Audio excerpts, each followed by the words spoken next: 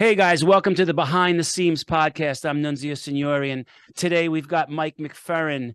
Mike is a Lake George, New York native. Nice, Mike. I'm a New York guy, so we spend time up in Lake George.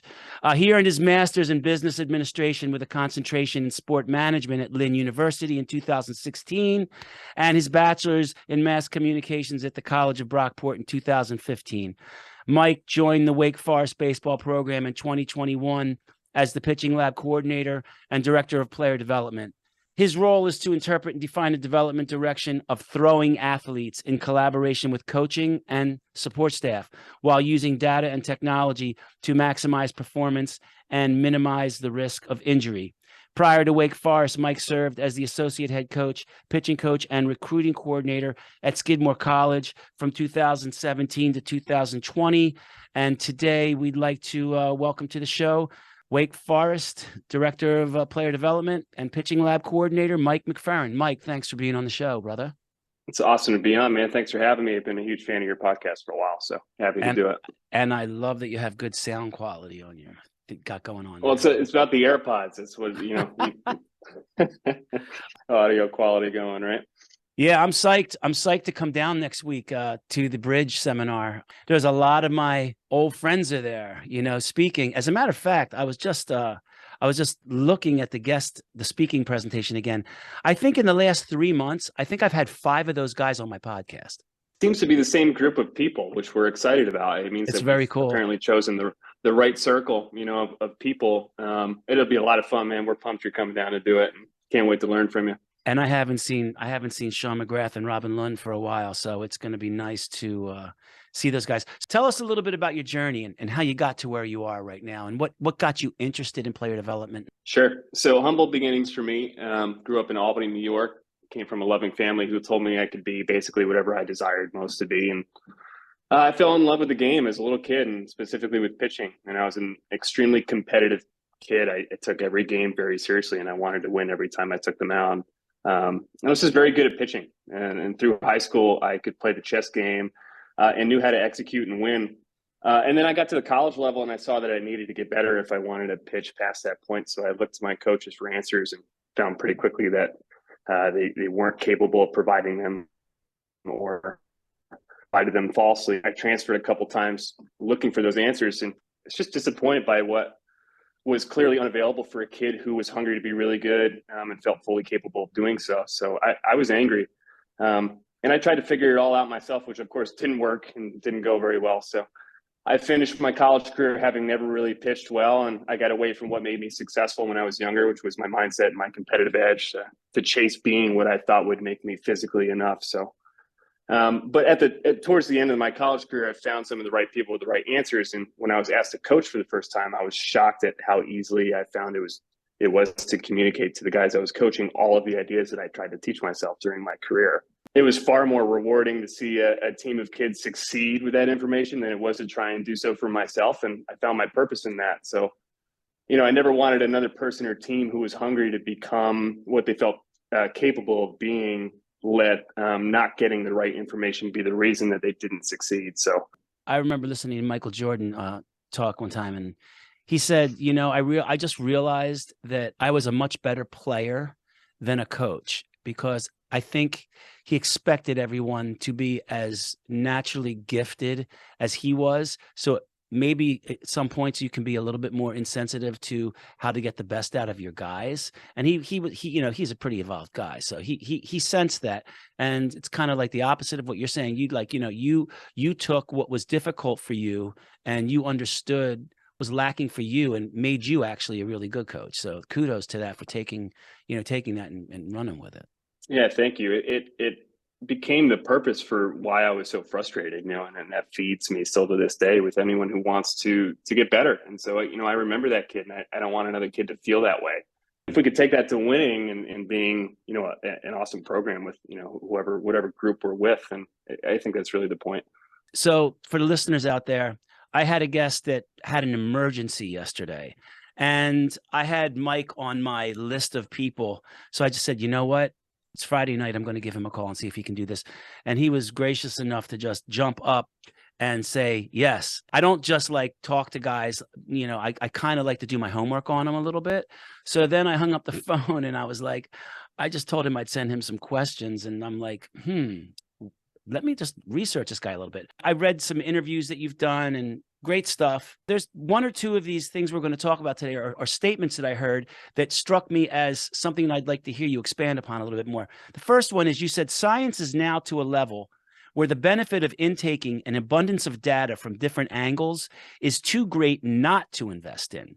Great statement. Yeah, we're we're in the age of information and we can measure everything, right? Data is just the measurement of what's happening. Simple as that. And the technology is doing so more of that in such a more precise way than we could ever do it ourselves. So if we could see data that way, it's just measuring what's happening, then we could stay objective about it and have it teach us endlessly about what's really happening, right? So that's the space where I think competitive advantage and the ability to develop players with efficiency and precision reveals itself. So from that perspective, where information can provide that ability to measure reason and learn things about the game that we can't see with our eyes alone, how could that not be exponentially more valuable than having to guess at what's really happening? I'm with you on that one. There's a lot of people that are not with me and you on that one. There are some people that will tell you, data has become a crutch. People think more about the data than they do about mechanics. Listen, I have $100,000 mocap system in my facility, right? Hit tracks, TrackMan, Rhapsodo, Edgertronic cameras. It does not make decisions for me. It's just giving me information, right? Correct? So it's just the way you use the tool, right? It's just a tool, but how you use it totally depends on you. I mean, like, you don't have to tell a player any information. You can decide what to do with that information yourself. I think it's all about how people use it. I believe you have both marker-based and markerless systems at Wake. Some people say that, the marker-based is more accurate still at this point. A lot of people are moving to markerless. When do you use markerless and believe that it is reliable enough to make decisions? Do you A/B it off of your marker-based? I'm curious because I have a marker-based system. So yes, so I think their uses are completely different, and that's where they're different from each other. So the health standard is obviously with the markered system, and with our lab being half owned by the hospital in addition to the athletic department, it satisfies that standard to be able to do research on things like arm injuries and other things of that nature. The markerless gives us the ability to track player development as often as we would like to, which is obviously something we're doing excessively. So, and then the other thing I'll say to that is we're not really positive on the accuracy of one compared to the other. We're actually doing a study right now. I knew you were going to say that. I think at the very least, as long as the system measures things the same way each time you use it, then you can track someone's progress in a way that you can trust. Like, it would be like if you have two bathroom scales that measured your weight or your body fat percentage slightly differently from another, but with consistency on each one from use to use, then you could track your progress as long as you can trust those numbers are being measured with that consistency. So that's what I was going to ask you. As long as you're using the same format, but you have both, and when do you decide when to use one and when to use the other? The other question I have: what are you finding are the differences? Is there certain movements that they're closer and certain movements where they're not? I would imagine that would be a factor. Yeah, well, we haven't completed the study, so I don't know specifically which ones are which. They do seem to be pretty consistent within their own individual system, as far as we can tell. So we'll use the markered system as kind of a timestamp. We'll do it 2 or 3 times a semester, and then we'll use the markerless system almost on an everyday basis. So anytime we need like a bookmark on a guy, or we want to measure when he's coming in after summer ball, or about to head into a break or whatever, we'll do the markered system. And the markerless is just how can we track his progress as often as humanly possible. Right.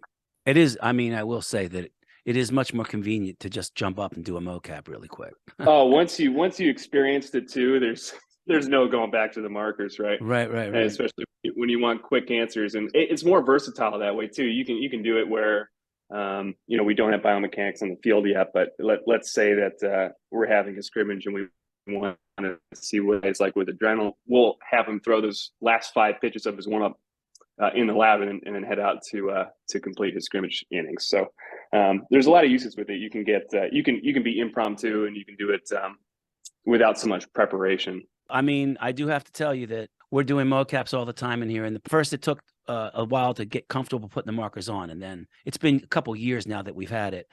And then it took 3 months to figure out how to make them stop flying off. And then we had to, you know what I mean? So It's exactly know what you mean. Yes. it was a learning curve. And now that we got the learning curve all together, now markerless is out. So I had a feeling I was going to spend all this money on a marker system, and now markerless is out. Well, I wouldn't be surprised to see it be in your pocket at some point too. That's just going to keep progressing. I love that you share in the wealth when you talk about your facility and the guys that work with you. You've said without our team, all of this is just glamour. Can you talk a bit about the funnel that data runs through at Wake in order to get back a blueprint of what to do on the mound? Can you just take us through a guy that's coming in for a baseline and a guy that's going to walk out of there and get a game plan and a program? Where does he go? What does he do? Because what you guys are doing there is almost identical to what I'm doing here. And I just want to hear how somebody else does it. Yeah, love it. So I think data and information is useless unless you have the people that can make sense of it and implement a plan to use it. Absolutely. Right. So we're really, really lucky to have some of the best in the world here at what we do. For us, it always starts with ball flight. We're a pitching lab, not a throwing lab. I think it's really important. There's so many ideas out there about how to make guys better throwers, and that's certainly an extremely important piece of pitching development, but it's not the end all be all. We need to know what a batter is going to face and what is going to give us the best competitive advantage from that. So we start there, and from there we ask ourselves what we'd like the final version of that pitcher to look like, and how we're going to go about turning him into that.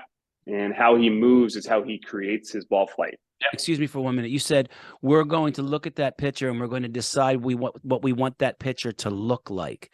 What are you basing that off of? Because it sounds like you're actually, what makes you decide that you even need to change something in a guy? Yeah, so I think you start with ball flight and you go, okay, what's going to make him really good? Because I think half the time it's not what you want to change with a guy, it's what you don't want to change with a guy. Right. So how can you know what changes you're making if you don't know what you want to keep about him? What makes him special? Like what got him to this level in the first place? And then secondly, what can we find that's going to polish that thing, whether it's his deceptiveness or his uniqueness, or does he rotate exceptionally well? Right. We don't want to teach him away from that. So we want to find the things that we think are his value, and we want to make sure we keep those ideas. And then we want to identify his weaknesses or where he can make some headway, and start to work on those things and polish those things. So that's a little bit about that process looks like. But in terms of specificity, we want to find what makes them different. We want to find what makes them flinch a hitter or get a hitter off time, or have the hitter expect something that he gets, something different with his ball flight. Anything that's in that kind of realm, that's where we want to start with a guy. So when you're looking at the ball flight data, at some point you have to decide, is this a grip issue? Is this a mental issue? Or is this a mobility issue? A lot of times if a guy has insufficient core strength, or, he's just not a strong guy, he can't hold into proper extension. He can't come down on the ball. He can't create that really good leverage out front, and he's releasing early. He's losing spin. He's cutting the ball. When I say, how does it run through the funnel? Okay, so you looked at ball flight. So now once you look at ball flight and you're trying to think how he can be the most effective, and you decide that we need to work on how his pitches are moving. That could be a grip issue. That could be a strength issue. That could be a mobility issue. Let's say that this pitcher is coming in. We're going to work on his throwing, but we're also going to work on his body. So after you look at ball flight, I'm trying to figure out, how do you walk your guy through the process of actually everything that he's going to get all the way through into the weight room? Yep. So from there we go to a movement assessment. We'll take into full account his strength, his mobility, his stability, to make sure he's fully capable in the first place of moving the way we ultimately want him to. And so we have him assessed using our cameras and using our range of motion assessments that our athletic trainer and our strength coach are putting together for us. And then, of course, Dr. Nicholson's biomechanical assessment on how he's currently moving and how he can move the most efficiently. And then from there, we'll take everything into account as a team. So we put together a final vision and a plan to accomplish that vision. We meet in the boardroom as a group, and sometimes it's like 10 or 11 of us talking about one guy. One of my favorite parts of working here is just watching everyone use their expertise and their knowledge. That's got to be a huge learning process for everybody in that room. It is awesome. I would love to be in that room. Oh, anytime, man. You come in and we want to pick your knowledge on it too. I'm sure what you would see things in a way that none of us would, because you're such an expert in your experience, right? And your experience offers such value because it's yours and because it's unique. And that ends up being what happens is, okay, we want this guy to pitch like this. How do we get him to do this? What do you guys think? And we just start jamming. And then once you create the roadmap, the mobility drills are dished out and put into the front of the program, and then the strength and conditioning coaches are programming for the guys, or is it the athletic trainer that's programming for the guys? Yeah, perfectly said. It's everybody, and it like I said, it's more where your strength is. From a player development standpoint, I have a question for you. The guys that do the assessment, are they your PTs or are they your athletic trainers? And do you have multiple guys who are doing assessments? And if you do, does the same guy do the reassessment of an athlete, or do they just go to whoever's available? Yeah, so we only have one person each staff for each job or role. Great.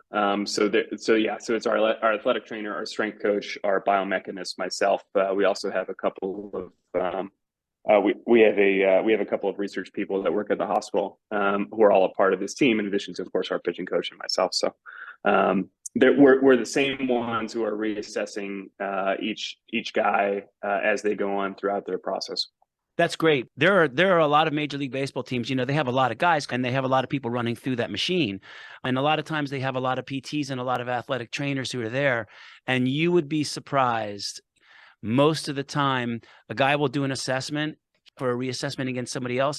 And I'm going to tell you, the feel of what you're looking for when you're checking ER and IR or hip mobility is different from guy to guy. There will be guys who test it one way and guys who test it another way, and it can skew the results. Sometimes when I go and I consult with Major League Baseball teams, I'm amazed sometimes at not all, some organizations, that's the way they're rolling with that. And I think that it's really, really, that's a hard way to create a really effective system. You know what I mean? It's the human version of the marker list to the marker system. Right. If they're measuring different from each other, how can you trust that information going back and forth? Exactly, 100%. In my place, sometimes I have these really overzealous type AAA parents who have a young kid that's not even in high school yet, 13, 14 years old, 15 years old, and they want him to get a mocap. I tell them, listen, your son is 130 pounds. He hasn't even started his growth spurt yet. He's going to move differently 14 days from now. He may even move differently tonight when he's eating dinner.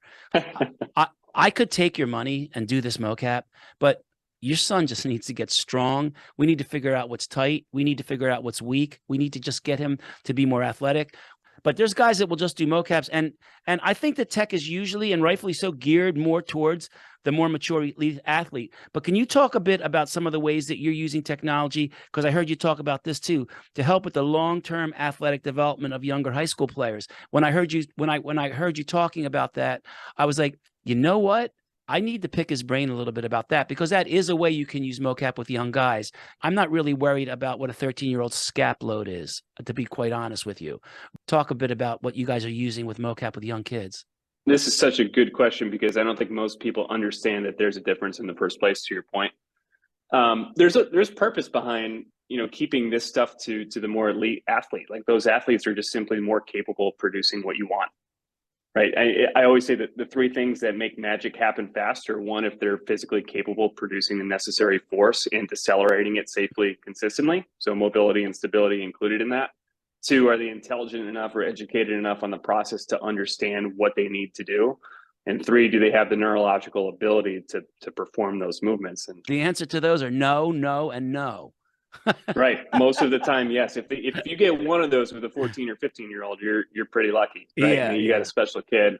Yeah. So for me, it comes down to sequencing. It's like, can you sequence their delivery in a way so that when they grow into their bodies and add strength, they just simply take off at the right time? And I think, to your point, physical strength is the absolute number one priority in the development of young pitchers.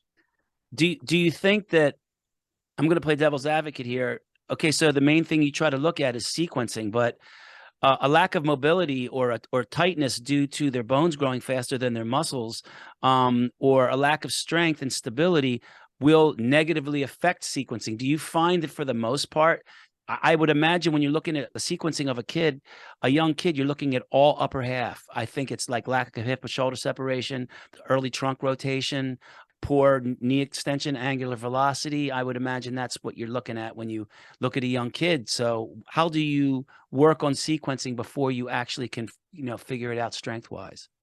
Well, I think you have to differentiate what's part of the process and what's part of the results, right? So it's knowing which movements are going to give you access to the things that you want as he gets stronger, right? So like teaching him hip shoulder separation is just not going to work. Exactly. But teaching him how to set up his body so that when he's strong enough and he hits all the right points with his arms and legs, so that his center of mass begins to separate as he can block better, like eventually that's going to show up.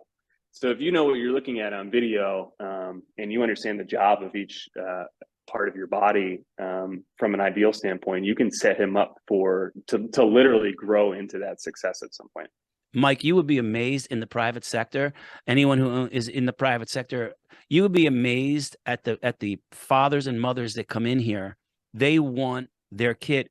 I want my kid to do a program like a professional baseball. I'm not going to give you a program that a professional baseball player does. First of all, your kid will explode. He's going to hate it. He's going to hurt, and he's never going to want to come back here. So that's not how we're going to get buy-in with a young kid. First of all, if you want a program like a major league baseball player gets, you should think about what a major league baseball player did when they were 14 years old. Why don't you try doing Absolutely. that?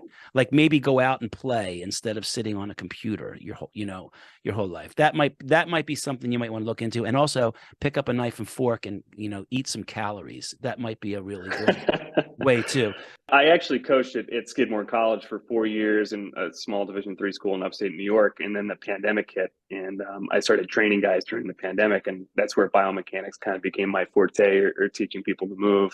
And so I had like 120 different athletes in like a year and a half at a private facility. So I know it all too well. That the high school kid that comes in and you're working, your butt off with the kid, and the kid's working really hard, but he doesn't see the velocity results. And of course, it's all about the velocity, right? Right. One specific kid, I'll give this as an example. He's committed to Louisville now, and he's really turned into something. But he was this tall, lanky 14, 15-year-old kid who just couldn't move. And all we did was sequence him for a long time, and he wasn't seeing results, and he was getting very frustrated about the lack of velocity. And then as soon as he hit his growth spurt and started growing into it, he absolutely blew up. So if you're a high school kid listening to that and you're frustrated with your lack of velocity, which is an easy thing to do when you're looking at social media and kids are committing all over the place, they're just more athletically gifted than you are at that point in time. And there's a way to sequence yourself to grow into something that's really good. And these young guys, I tell them all the time, listen, you're 13 years old, you're 14 years old. It's going to take some time. And you know what? You've kind of got some right now. You should let's get to work on your body so we can actually get things moving a little bit more with all the things that you're doing in the lab. And I know one thing isn't more important than the other, but I'll tell you that when I look at mocaps and training, if you ask me this year, what were the big aha moments for me, I find time and time again resurface when I'm looking at how to get guys efficient in the off season. What have been some big players for me this year that I've noticed, wow, this is pretty consistent. I'll tell you in a heartbeat, one of them was how quickly they contract their pelvis. We can see that on mocap. We can look at pelvis sagittal velocity. We find that correlates highly to velo, and also changing the way an athlete uses their stretch shortening cycle if you need to, which is what I'm going to talk about at Bridge. Those two things I can tell you, using VBT to get those strength training adaptations for either force or velocity with an athlete, and pelvic sagittal velocity were two things. So for you, as you're working this off season, what are those things that keep popping up in your head going like, oh, there it is again. Oh, there it is again. Oh, there it is again. There's got to be one or two things that pop up that you are like, wow, I can pretty much safely say that this is a big player. There's a lot of those things. I think the secret in pitching development on a mass scale is finding those things that are common across everybody. Right. So sequencing one of them for sure. If you can understand on video what these guys who are really elite move like and their commonalities across all of them, and understand that they express those commonalities in different ways, then you've got a really good system. They all move differently, but they all fill a very similar sequence. So the best example I can give you is if I lined up 5 dominoes on the table, and I said, I want these 5 dominoes to fall straight, and you can only hit one of them. You'd, of course, hit that first one, right? And you'd hit it straight so that the energy can transfer through. But I think what most kids don't do is, or most people who are looking to develop or who are getting hurt, is they think their dominoes are lined up and they want to add as much force into that domino equation as possible. But their dominoes are slightly apart from each other, or even worse, all over the table. So that energy is not going to transfer through when you go to hit that first one. So the first thing you can do is understand, okay, how do I line my dominoes up so that energy efficiently transfers through this sequence? And then I can focus on how much force I'm putting into it. That's actually a big piece of what I'm going to talk about at Bridge. You take a really elastic athlete like a Chris Sale, okay? This guy has nowhere near the strength of, say, a Marcus Stroman. He can't produce nearly as much force as a muscular guy like that. But he can take the force that he does have and he can apply it really fast because he's elastic. Whereas I think elasticity is the number one thing that people should be looking for. I will agree with you, especially in a sport that things happen as fast as baseball. But I will say this, strength and force, I look at that as the big glass that all other types of speed sit in. You know what I mean? Yes. And if you have a small glass of strength, you're going to fill it up really quickly and you're not going to be able to maximize on it. So you could fill it up really quickly. I'm not saying you got to change a Chris Sale, nor would you want to, okay? But I'm not going to say that if Chris Sale didn't get stronger, he is going to drastically reduce his risk of hurting himself. At that point, strength for those guys becomes injury prevention. You know what I mean? I agree with you as far as the sequencing goes and being efficient in your mechanics. Man, I can't wait to get down there and hear you guys talk. I'd put DeGrom in that category too, by the way. Yeah, 100%. Oh, dude, lots of those kinds of guys. Randy Johnson, the list goes on and on. You've also said we work daily to create an environment of optimal learning and a place where guys can feel like they can simply walk in and start to get better. And I love that. What have you found to be some of the best ways to get that autonomy and buy-in from your athletes from day one and while they're there with you? The number one thing you can do to get autonomy or buy-in from your guy is you need to care about their success as much as they do. Plain and simple. You need to show him, hey, I care so much about your success in the same way you do, and I'm here to help you do it. You're the second guy in 2 weeks that have been on my podcast. Brian Bannister last week, I asked him what makes a great coach, and he said a guy who cares about his guys as much as winning. That was a great episode, by the way. Banny was awesome. Yeah, he's great. That one. You guys could have talked for weeks. Yeah, man. We could have talked about guitar for weeks. He loves guitar, and so do I. But anyway. So actually, it's funny because I was hearing you guys talk about that, and I same thing with me. I played since I was 11, so we could probably talk about that as well. Dude, that's going to be great. Friday night's the meet and greet. Absolutely. That's where we're going to break it all down. The second thing I would say is know what you're talking about. As simple as that. Just know your information. Know what the hell you're talking about. If someone comes to you looking for an answer and you don't know it, just say you don't know. And you go, you know what, I'm gonna go find out for you. But if you know what you're talking about and they trust in that information, they can feel that. If you and I are talking and you can go, man, this guy's full of shit. You can just feel that. And kids feel that. And so just be vulnerable and be honest with them and just genuinely know your information. Telling them that you're you don't have the answer, but you're gonna go get that. My partner, calls that the client experience. So he says, you know what? Once you do that for a guy, they love you for it. They appreciate it. Yes. And it's just, not only is it good for getting buy-in, it's just really good business. Just straight up. The third one for me is give them a taste of what it feels like to do it right, to perform it. Because a guy a lot of times will go, man, how do I do this? Or he might get the idea like from a thought standpoint, but he'll go like, okay, well, what is that going to feel like? And then one of the things that's most satisfying for me is to watch a guy, I call it bloom or click in front of you. They get it and they feel that it's right. And they even though they've never felt that before, something about the experience and what they're feeling and how they're moving and watching the ball come out of their own hand, matches up to what they wanted to happen. And a lot of times they didn't even know that it was going to be. So give them a taste of what it feels like, and then you've got them. And it's great to see that when that aha moment happens for them, right? You can see it in their face. It's Mhm. friggin' awesome. You had Anthony Volpe coming by a while back to, work on his, was having some issues, you said, with his shoulder, or maybe getting his mechanics so he doesn't hurt his shoulder. Anthony was by our place that off season of 2020, right before he had that 2021 great, unbelievable, still having great seasons. But he came in, and I'm looking at his assessment right now, came in November 8th, 2020. He was with us for the part of the off season until he actually went down to Florida for spring training. Take us through a little bit, if you can, what you guys did with Anthony to help make the most of his rotational ability and take that physical stress off his shoulder and elbow to keep him healthy.